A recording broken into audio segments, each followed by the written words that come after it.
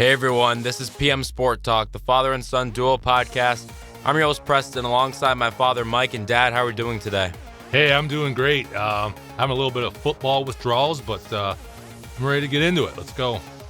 Well, as football goes out, March comes in, and we are going to spend a little bit of time, probably most of our time, talking about college basketball, the world, but we do have some football news that came out today that is actually pretty significant.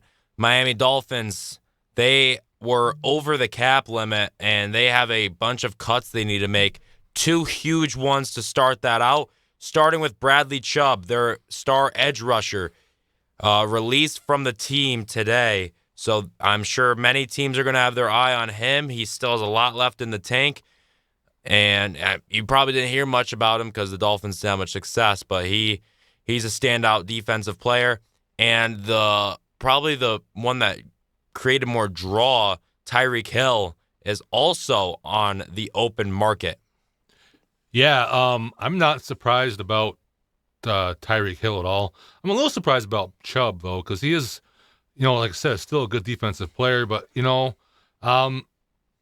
he's a little bit older now, so maybe they're trying to go with the youth movement there. Tyreek Hill, to me, was a no-brainer.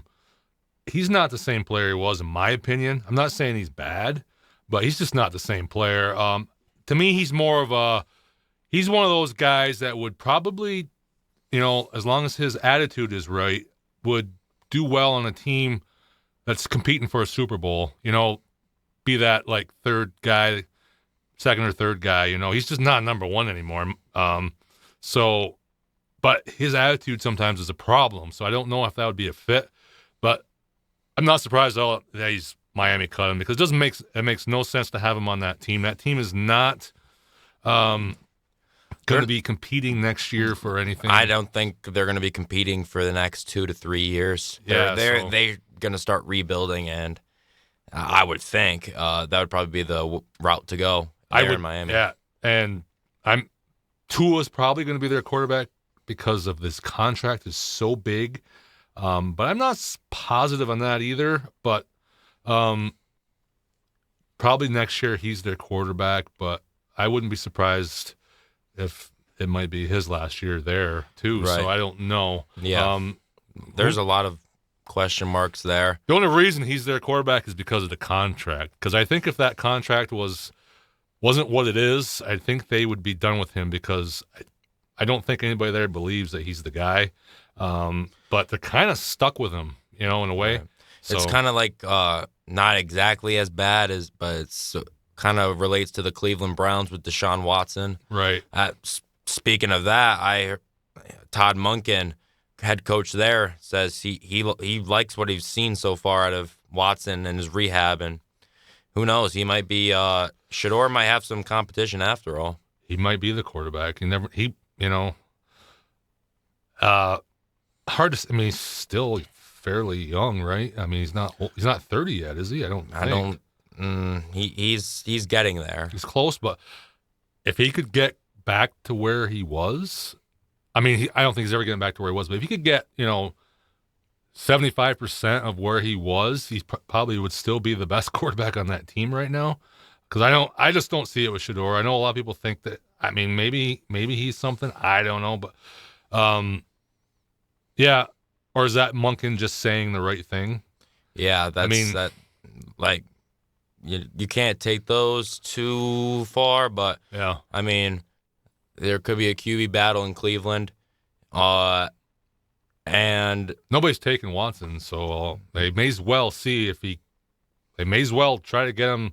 See what he's got left, right? I mean, right. They're not having anything to lose, right? So I mean, yeah, they got Shedeur and Watson there, and Gabriel, of course, but I don't know if they're going to hold on to him. It doesn't sound like it. I mean, are they going to draft another quarterback? I don't think so. I wouldn't think so, but not this year at least. But yeah, so Miami makes their tax cuts, and Cleveland is looking at Deshaun Watson there. There's not much else out of the NFL besides it's been that. pretty quiet, ever since now that all the coaches and. It did just start though, so we'll see. When does free agency start? Is that March? I'd say like beginning middle March Before the draft. So right. Yeah, so the NFL is going to have a little lull here. Last weekend was the Super Bowl. So you're going to have a probably 3-4 week lull. Then the NFL talk picks right back up, which is just crazy because you're going to have free agency, the draft. Yep. Then it'll be quiet for a little bit. And then you're talking about preseason predictions, all that good stuff. OTAs, all that stuff. So the NFL really only goes away for a few weeks here and there, and there's always news. It's just amazing. So, March Madness will take over the sports world here soon, and then the NFL draft will take over from there. So now we'll start, before we get to college basketball, we'll touch on the NBA. Was All-Star Weekend. There's some things, I would say, seeing how the All-Star game went the past couple of years, this year was a pretty big success as far as the game itself goes. Yeah, what was it? They had, 4 games, 4 12-minute games. And how did they do it? Because I didn't watch much of it. There was only there was 4 games, but 3 teams. Right. So it was sort of like a tournament. Type thing. Yeah. Kind of like your AAU basketball was, right? Yeah. Yeah. So, and the players played hard. Kawhi Leonard, of all people, played hard. Scored 31 points. Played some great defense too. He had some. I think a guy you also don't have to worry about too much when it comes to trying in this All-Star game is Wembanyama.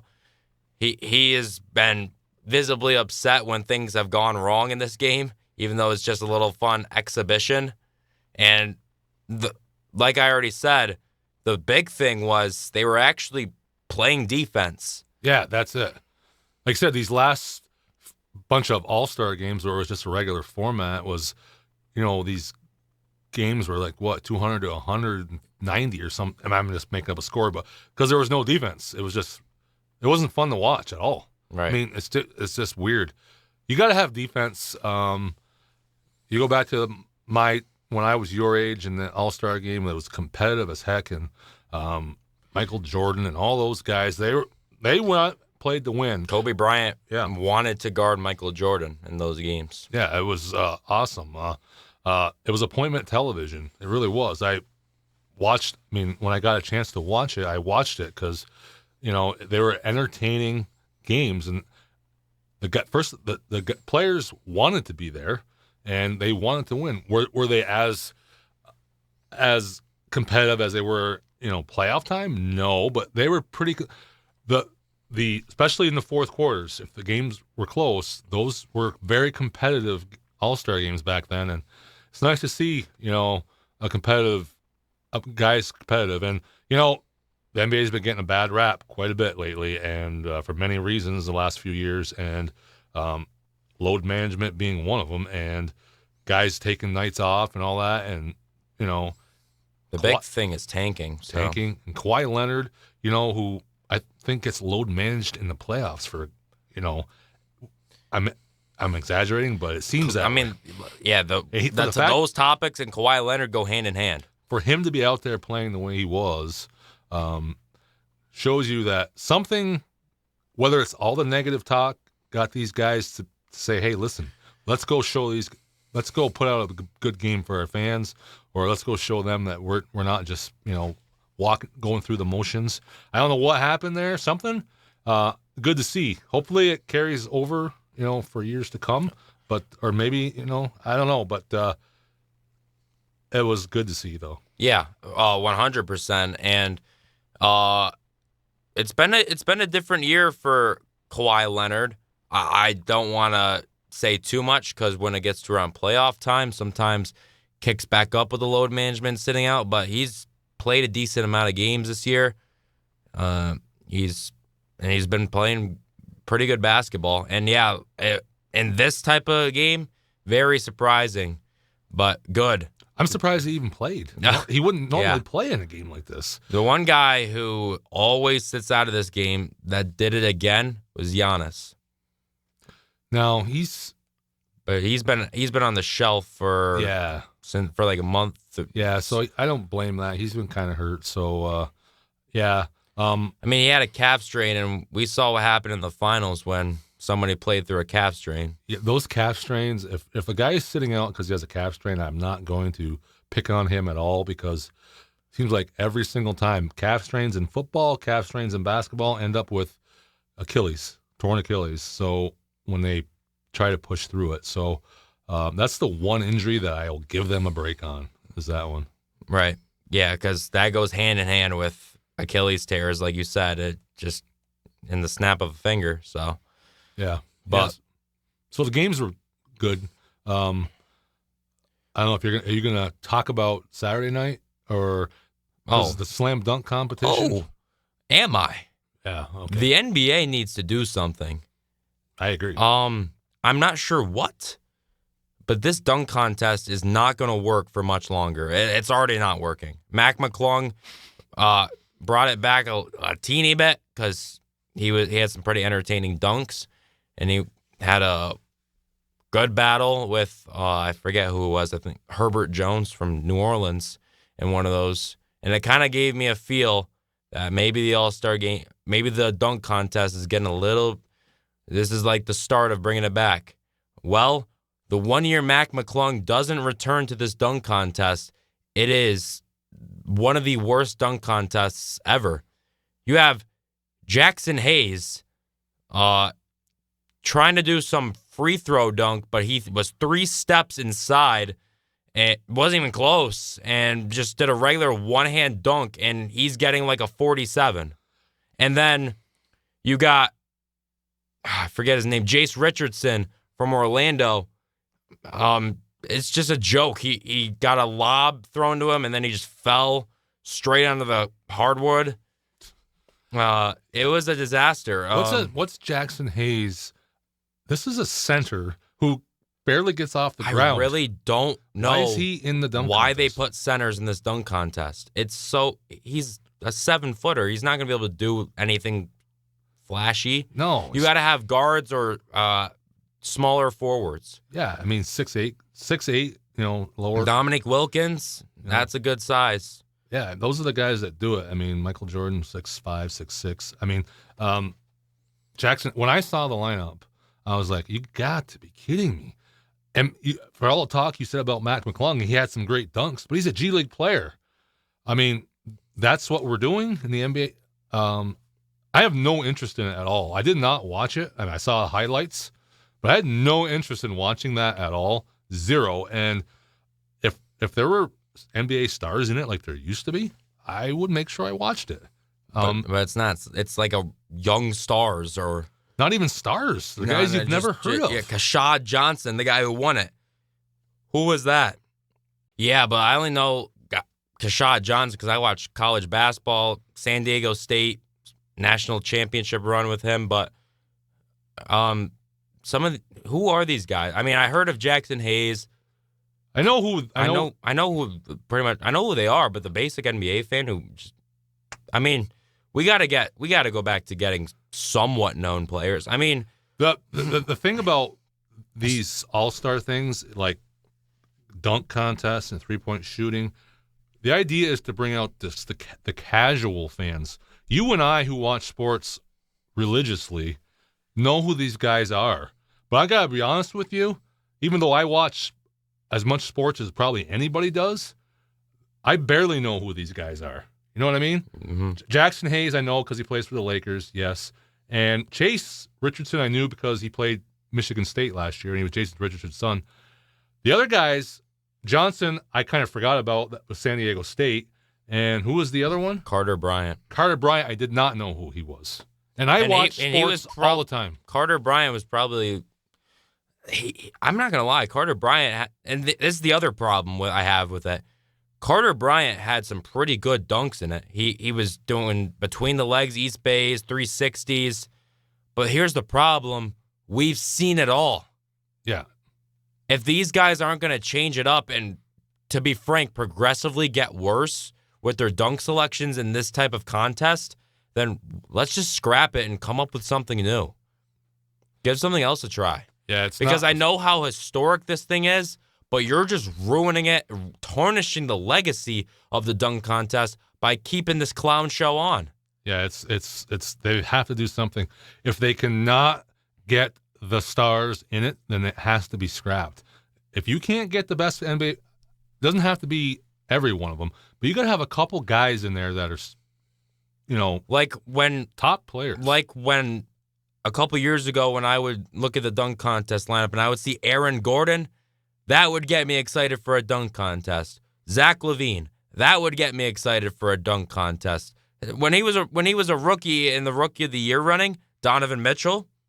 Right. I mean, it used to be good where they could get guys who can actually dunk. And honestly, these judges are really are messing with it too, because the whole reason Aaron Gordon doesn't do this dunk contest anymore is because it's a complete joke. He dunked over a 7'6" human being and got a 48. I think he got lower than what Jackson Hayes got for a one-hand slam. Yeah. So I mean, that just shows you how bad this thing has gotten. The 3-point contest, that's just basic, and I honestly enjoy watching it. And I like how they add they don't try to do too much to mess with it. They add like the Mountain Dew ball or whatever, where it's like a 4-point shot. Yeah, right. Like that's good. And honestly, I have no complaints with the 3-point contest. Yeah, because you had a couple big names in there, right? You had and actually, now that we're on that, they're working to get the stars in it for next year. Steph Curry said he's going to participate. He's the guy you have to have. You're most likely going to get Clay. Dame is going to run it back. Damian Lillard wants Devin Booker to run it back. And then they want to get 4 more elite shooters. Yeah, so you're getting the big-time shooters there, but you're not getting the big-time guys for the other, and that's the problem. Obviously, you're not going to have guys like LeBron do it because he's old. He never did it. He's never done it, yeah. It all kind of started with him. He's the first star that really didn't do it. Michael Jordan did it. Dominic Wilkins did it. A bunch of other guys did it, and he did not do it. I don't know why. I don't know if because he didn't want to fail at it, as my guess. I mean, you guys, you have tiny guys who have Spud Webb, Nate Robinson as well.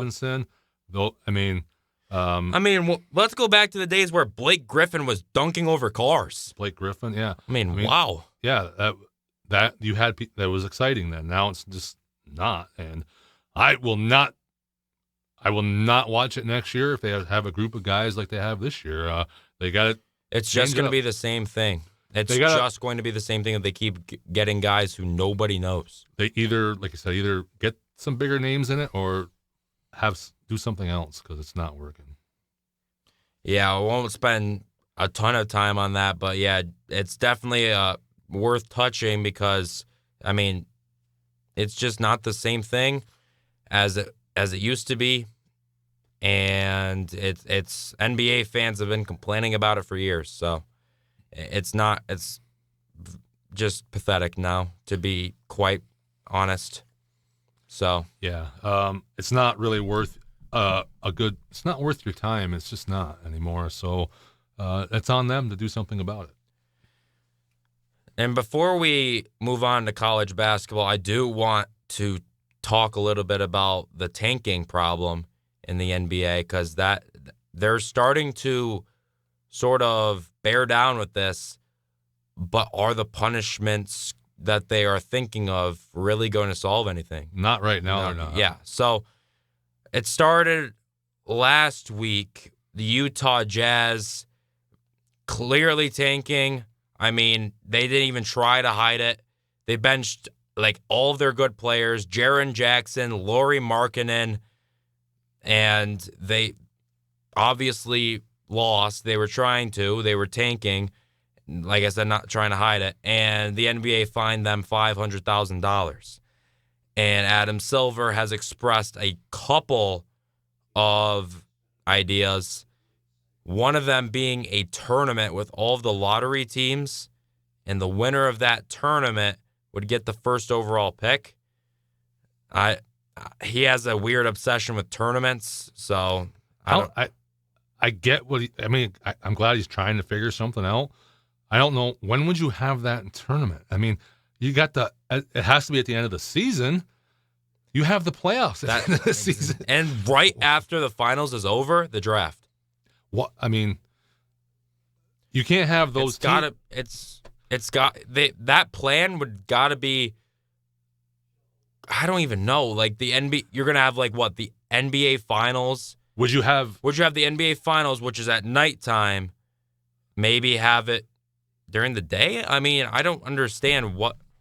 The only thing to me, it would have to be a very quick tournament, and the only thing I could say is there's a little bit of a break between the regular season and the playoffs, a few days. You'd have to do it then, because you can't have that going on while the playoffs are going on. And if you wait till it gets to the finals, that's 2 months. Those players aren't going to sit around for 2 months to play in a tournament. Yeah. So it has to be done right at the end of the regular season. I feel like it has to be done really fast. I feel like this tournament would have to be a lot of games in one day, and then you would have to cram in maybe a Final Four or maybe just the championship game in one day. It'd have to be, I forget, how many teams are in the lottery? Is it 8? No, I think it's double digits. Yeah, I don't know how you would do that. I'm trying to think. The regular season usually ends on a Saturday, and I believe the playoffs start on the only thing I can think of is the 8 teams. Like you said, maybe grab 8 teams and then scrap the rest of the lottery picks. Whatever your record is, that will determine where you're picking. Because you got the maximum you can have is probably 8 if you're thinking time.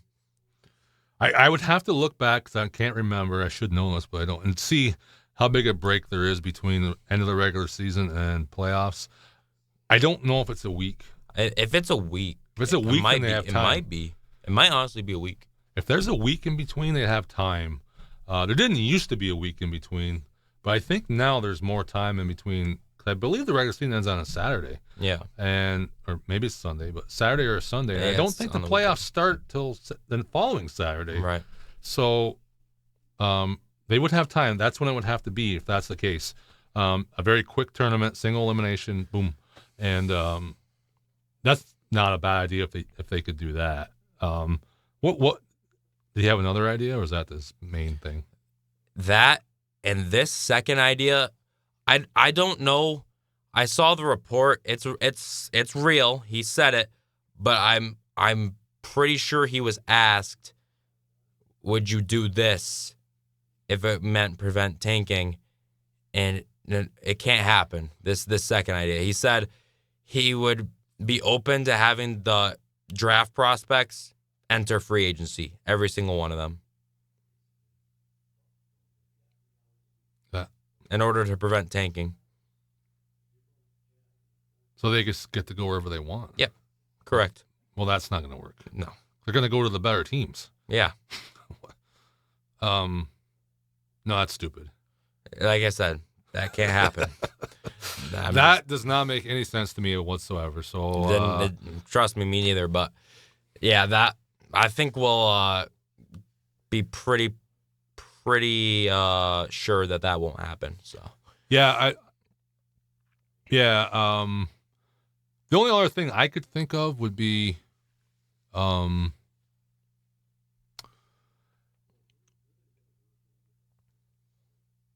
so you have how many playoff teams? 10. You have 10 playoff teams. So all the other teams left. 10 playoff teams or lottery teams? There's 10 playoff teams in each league, in the East and in the West, right? Yeah, well, that's what we weren't thinking of. Right after the season ends, the play-in. Yeah, they'd have to do away with that or something. No, what I think might be a better idea is, okay, the top 10 teams in East and West are playoff teams. I'm counting the play-in teams as playoff teams. Mm-hmm. So then the top for the rest of the teams, instead of having the worst team have the most lottery balls, have the best record out of those teams have the lottery balls. That way you are trying to win at the end of the season instead of trying to lose. You know what I'm saying? Honest, that's not a bad idea. The bottom, what is there, like how many teams? Like 6 teams in each league at the bottom that don't make the playoffs. So that's 12 teams or so. Yeah. So Wait. So No. I don't know, 5. 5, whatever there is. Yeah. So those 5 teams, 10 teams, that go by, do it just the opposite. Instead of the worst of those 10 teams, one with the best record gets more lottery balls, and just as you go down, then those teams are going to try to win.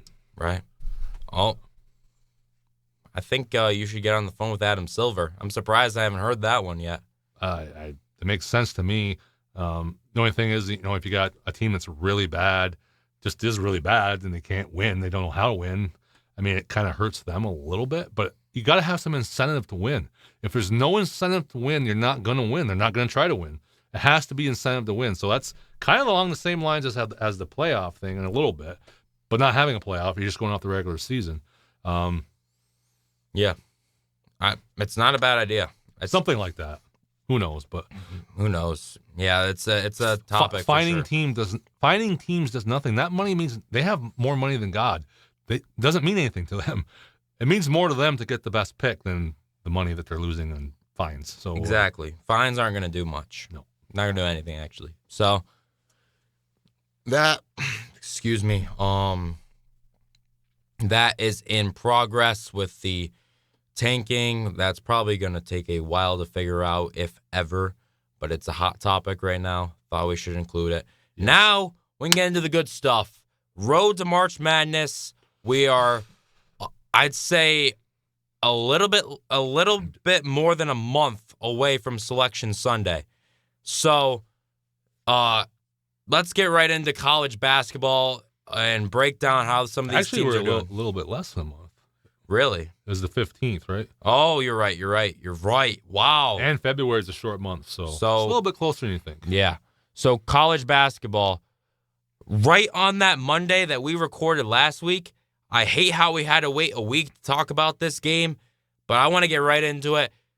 Let's go with Arizona, number 1 team, taking their first loss of the season to Kansas in Kansas. This game was a pretty good battle between 2 great teams. Darren Peterson, the projected number 1 overall pick, just besides A.J. DeBonsa. Arizona loses to Kansas. Yeah, that was a big game. And they didn't have Kansas, their best player didn't play. Right, Darren Peterson. Right, which no shock there. He doesn't only plays when he wants to play. Yep. I'm not really sure what his deal is, but who knows? Can't figure out these athletes. But yeah, great game. It's a fair question to ask. Does this Kansas team have more success if Darren Peterson doesnling play? That's possible because they're going to play more as a team. I would imagine he's going to hurt if he's not playing every game, or he's only coming in whenever he wants to. There's no flow with him in the game. They're not used to playing with him. There's got to be camaraderie. There's got to be like you said, chemistry. And if a guy is in and out of how many games he's played. 13 games, and they've played how many games? Probably like 25, 26 games. Yeah, something like that. So he's only played half the games. Yeah. So he plays every other game, basically. Pretty much. How are you going to have any flow? You're not. Maybe he's good. Maybe he's that good that come tournament time, he plays every game that it won't matter and it'll be really good. Sometimes that happens, but not always. So. Yeah. Well, if we have any local listeners in the Rochester area, Kansas has a local player from the Rochester area, Melvin Council, who had a pretty good game here. He gets a little wild with his shot selection, I'd say, but he's a good player. He had 23 this game, And their big man, Flory Badunga, had a double-double in this game. He played outstanding as well. So it was really kind of a two-man show for the most part with Council and Badunga and a couple of other contributors here. Yeah, great. They obviously have, it's Kansas, they obviously have talent, so they don't have to have Mr. Peterson there. But great win. Arizona's gone on to lose another one. Which we will get into. Yeah, so a little, they're bound to lose a couple games. I mean, they hadn't lost all season, so probably better for them to lose now than 3 weeks from now. So, yeah, but great matchup, and on a Monday night, I mean, great matchup. So Kansas takes that one against Arizona, and Friday we had an upset in Wisconsin, and Wisconsin versus Michigan State in this one. And Wisconsin actually, I'd say, manhandled Michigan State. They won that game by 20. They were led by Nick Boyd, and he could not miss in that game.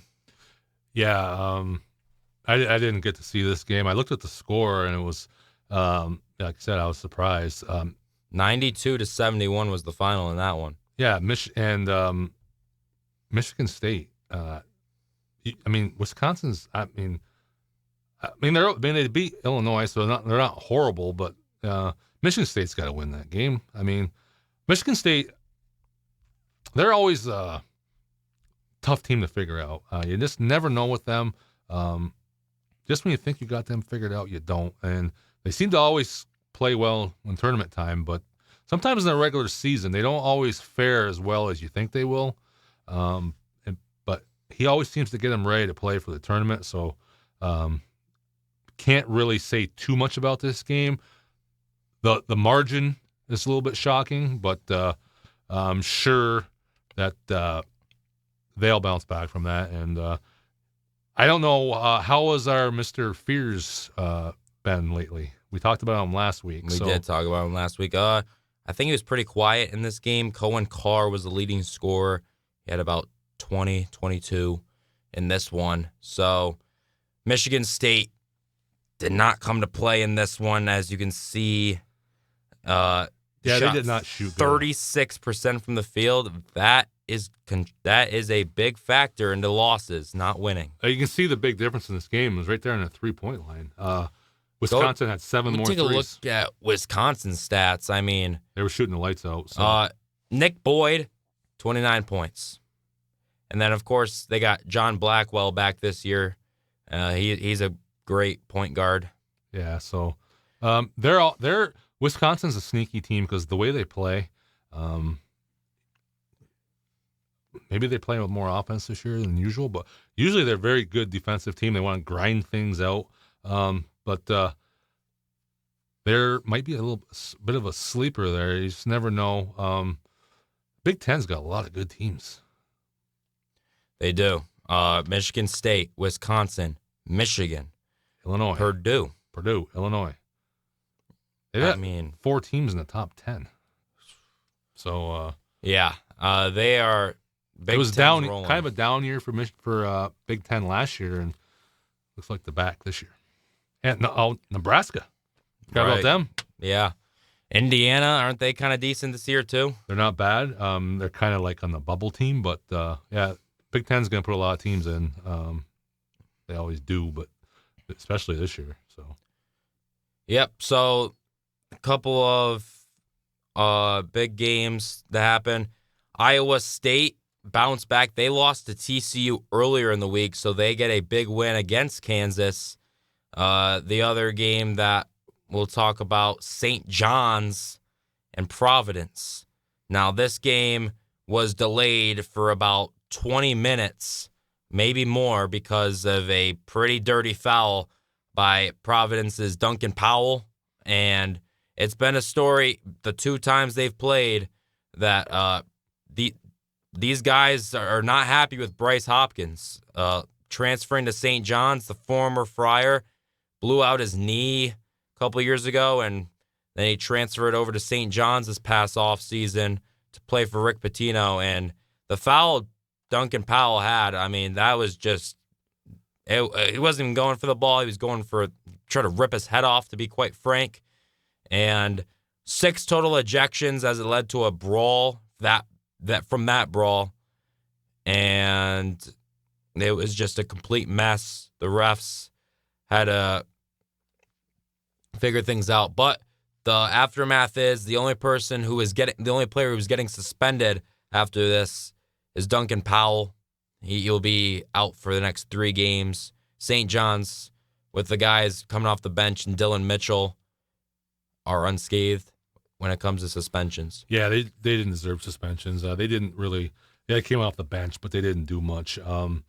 Little push here, a little push there. But what he did was very dangerous. Could have really hurt Hopkins. And no, it's just the way he reacted after, too. Yeah. Had a big smirk on his face while he was waiting to get tossed.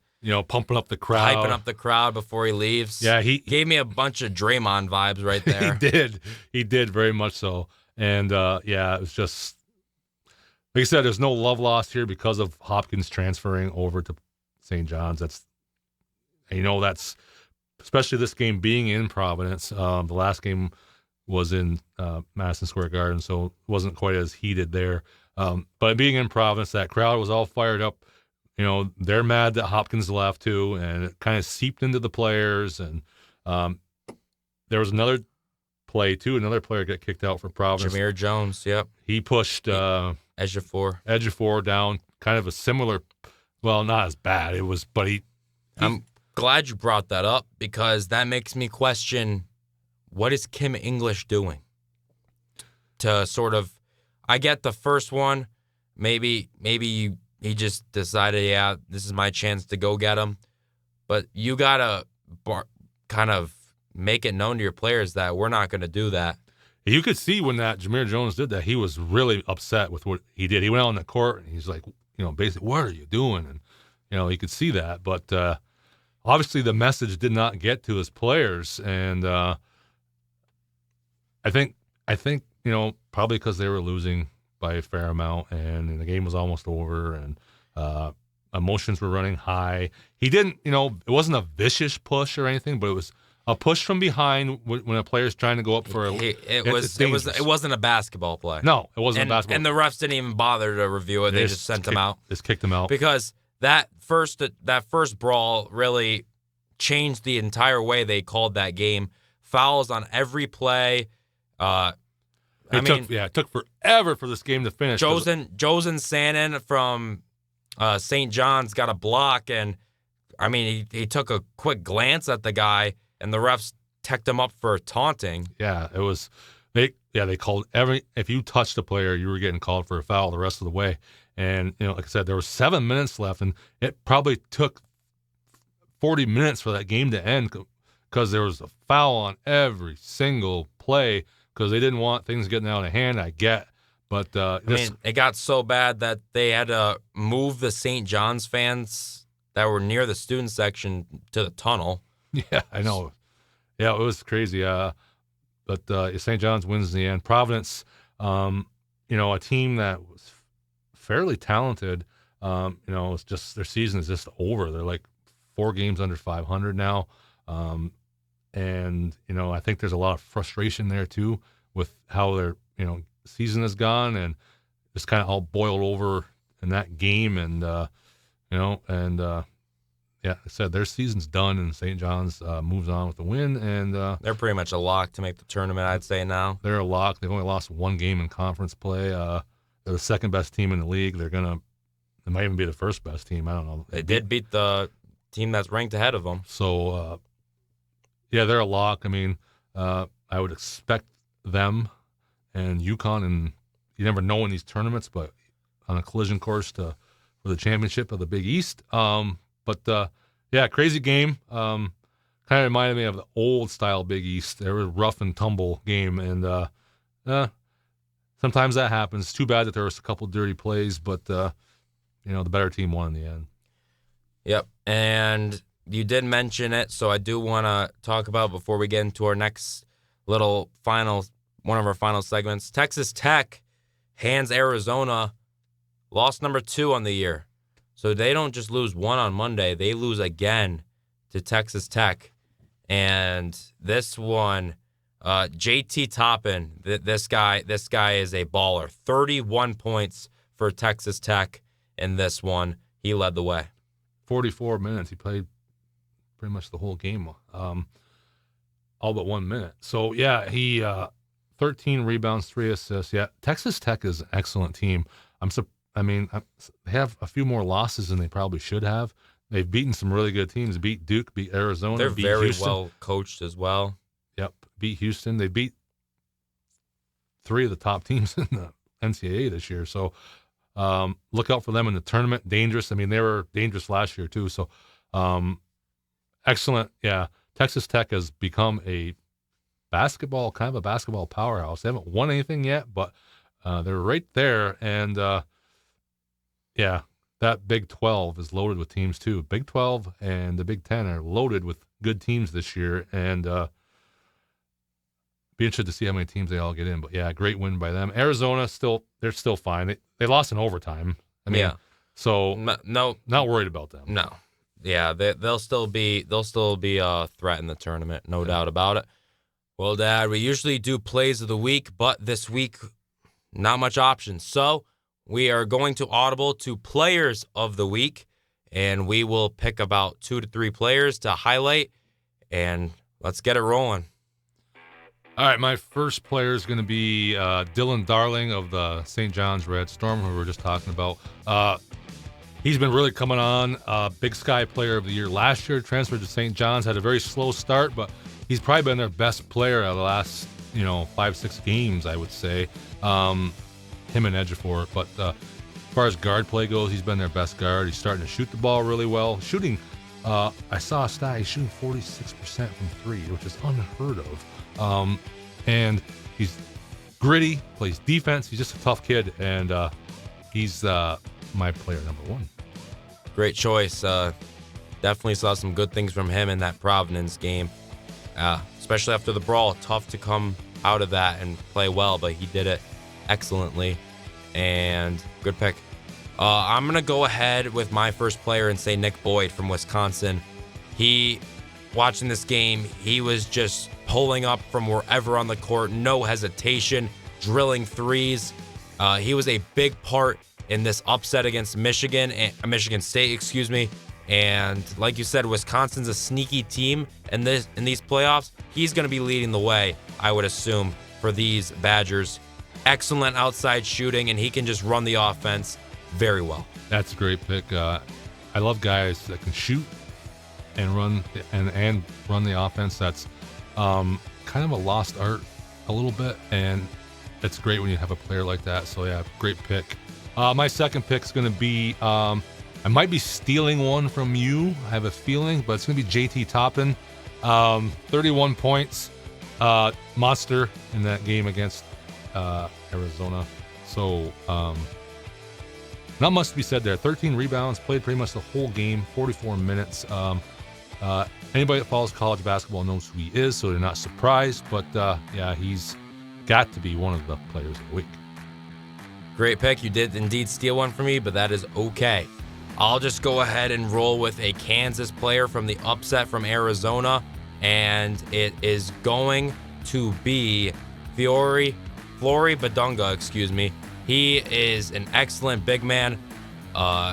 Just watching the 2-man with Council and him, just the way they were able to handle that offense and plays he made down the stretch on defense, huge blocks, and he was just able to control the paint. He's not the biggest guy either, but he was sure playing like it, and he really impressed me in that upset win against Arizona. Another great pick. All these Big 12 guys really shining out.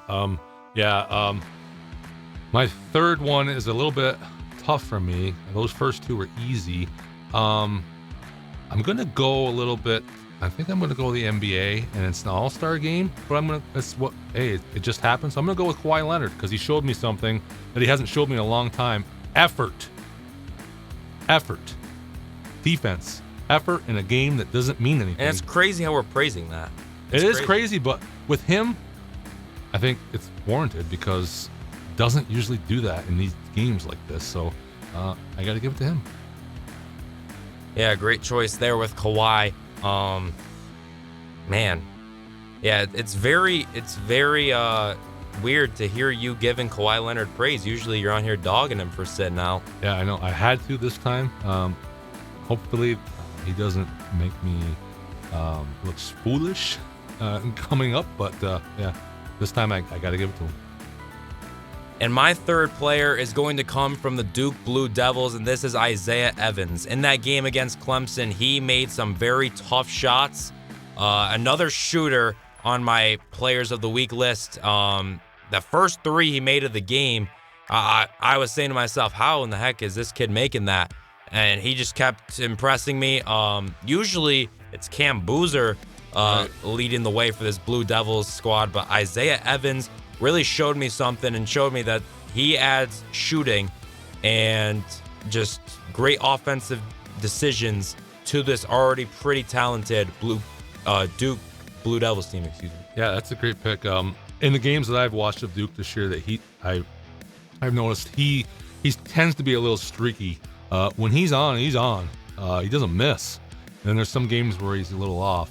But like you said, this game he's on, and he's going to be a key to how far, because getting to the tournament, every team's going to key on Boozer. He's going to get double teamed, and guys like Evans are going to have to show up if Duke wants to get back to the Final Four. Exactly. You really put it, because we know how Cam Boozer, they like to get him in isolations and stuff at the top of the key. Sometimes you're going to get double teamed in the paint. You got to kick it out to an open guy. And he would probably be my first option if I was playing on that team. Absolutely. Well, Dad, that will end today's episode. We pretty much already did our Players of the Week. Anybody that particularly disappointed you? No, I can't say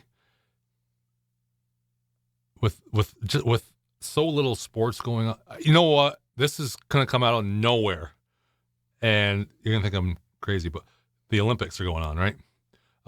There was, I think his name is Ilya or something.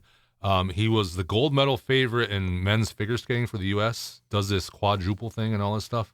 He finished 8th. He was supposed to be he was almost a lock to be the gold medal, and he ended up finishing 8th. So I know it's probably not fair to do that to an Olympic athlete, but I have to say he's my biggest disappointment. That's fair. Yeah. I won't give a player for my biggest disappointment. I'm just going to say the NBA dunk contest as a whole is my biggest disappointment. It's been my biggest disappointment for years. Probably not going to change. So yeah, that's right up there. So with that being said, that'll end today's episode, changing it up a little bit, but hopefully you guys enjoyed. Once again, I'm Preston, and that's my father, Mike.